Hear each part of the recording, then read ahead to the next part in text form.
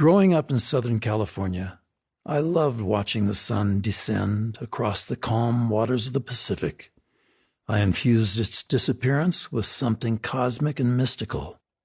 Darkness fell, the earth spun, and then dawn broke, bringing light and renewal to all.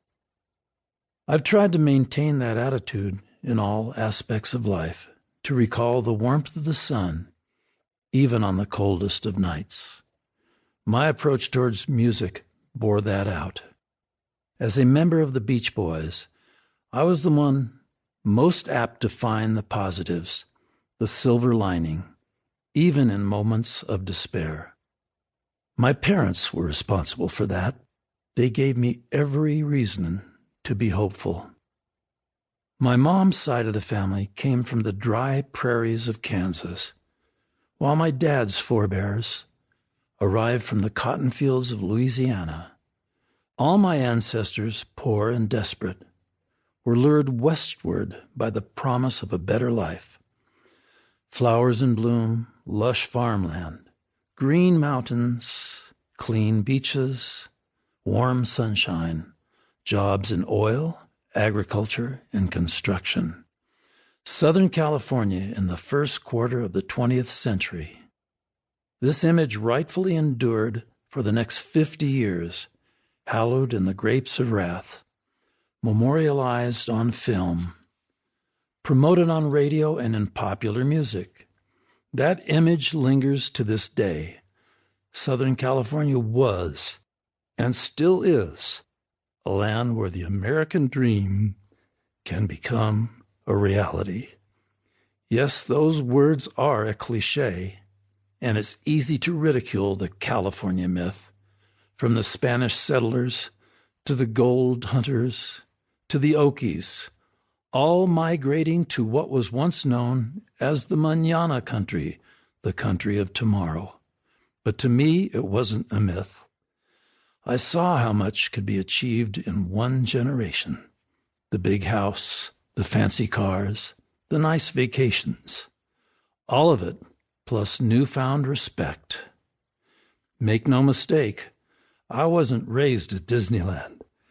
I also saw hard times and understood how ephemeral, how random success could be.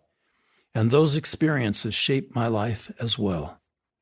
I knew that the streets of California were not paved with gold, but I've gone through my life believing that if you had the imagination, the ability, the work ethic, and a bit of luck, you might find the beaches sprinkled with some gold dust. It was a fine omen that my mother's first residence in California was a beach. Born in Hutchinson, Kansas in 1919, Emily Wilson was named after her mother's favorite sister. But as the story goes, on the night she was born, her mother attended an opera featuring Glee star, so she gave her newborn the middle name Glee. That story must have been true, as it prefigured her lifelong devotion to the opera, and Glee became the name by which she was known.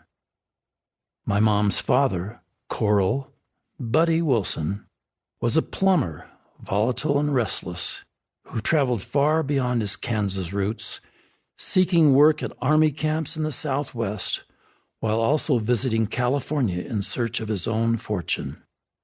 My mom's mother, Edith, was Swedish. I take pride in knowing that I came from a long line of Swedish pacifists. She was born on a farm and had to quit school to help her family plant potatoes. Marriage didn't rescue her from poverty, however. Her husband often gone, Edith was left in Hutchinson to take care of her young family, and Glee, her fourth child, and her older brother Murray were briefly sent to live with their second cousins. Then in 1924, Buddy sent Edith a telegram, $200, and instructions to take a train to California. Glee was too young to remember the trip, but her mom later told her how kind the other passengers were. They pitied her, traveling with 5 children, and they would bring food for all of them. The Wilsons settled in an oceanside hamlet called Cardiff by the Sea, but unable to find a landlord who would rent them a room, they pitched a tent on a windswept beach and lived there for 9 weeks. That sounds harsh, but the complete novelty of the ocean provided its own variety of excitement. The family finally rented an apartment in Pasadena and eventually a small house in Inglewood, southwest of downtown Los Angeles.